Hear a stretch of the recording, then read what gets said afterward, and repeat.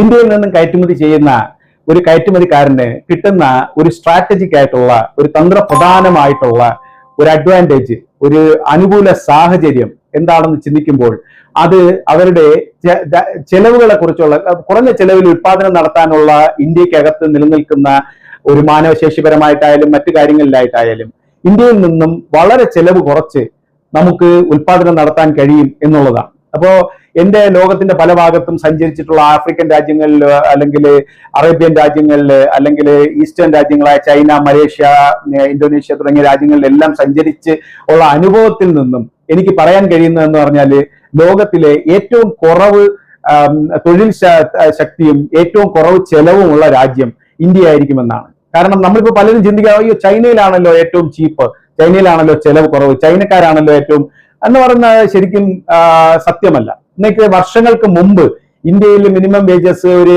6,000 രൂപ 7,000 രൂപ per month ആയിരുന്ന കാലത്ത് തന്നെ ചൈനയിൽ മിനിമം വേജസ് 20,000 രൂപ കൂടുതലായിരുന്നു. അവർ കുറച്ച് കൂടുതൽ അവരുടെ മണിക്കൂറുകൾ 9-10 മണിക്കൂറുകളൊക്കെ ആൾക്കാരെ കൊണ്ട് ജോലി ചെയ്യിപ്പിക്കാറുണ്ട്. ഇന്ത്യയിൽ അത് 8 മണിക്കൂറാണെന്നുള്ളതാണ് സത്യം.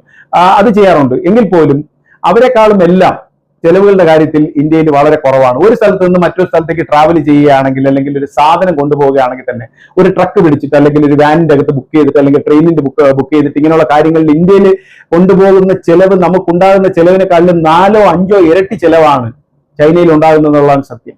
നമ്മളിപ്പോൾ ബുള്ളറ്റ് ട്രെയിനുകളെ കുറിച്ചൊക്കെ സംസാരിക്കുന്നുണ്ട്. ബുള്ളറ്റ് ട്രെയിനിൽ ഏറ്റവും ഞാൻ പറയുന്ന കുറച്ച് വർഷങ്ങൾക്ക് മുമ്പുള്ള കാര്യമാണെന്ന് വെച്ചോളൂ.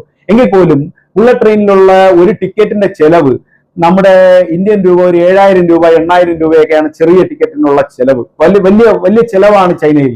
നമ്മൾ വിചാരിക്കുന്ന പോലെ അല്ല.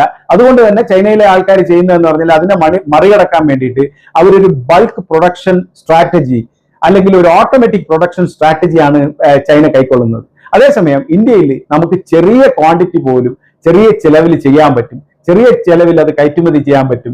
അങ്ങനെ അന്താരാഷ്ട്ര കമ്പോളത്തിൽ നമുക്ക് വലിയൊരു മത്സരം കാഴ്ചവെക്കാൻ കഴിയും.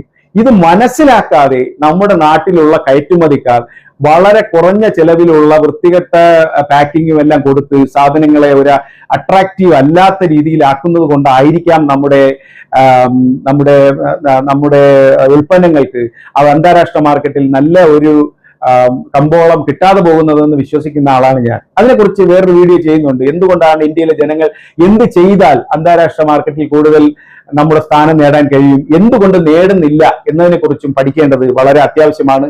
എല്ലാ കാര്യങ്ങളിലും നമ്മൾ വിശ്വസിക്കേണ്ടത് നമ്മുടെ ജനങ്ങളുടെ ആറ്റിറ്റ്യൂഡാണ് നമ്മുടെ മൊത്തത്തിലുള്ള പ്രതിഫലനം. നമ്മുടെ ആറ്റിറ്റ്യൂഡ് ചേഞ്ച് ചെയ്ത് കഴിഞ്ഞാൽ നമുക്ക് ഇതിലെല്ലാം മാറ്റം വരുത്താൻ കഴിയും എന്നുള്ള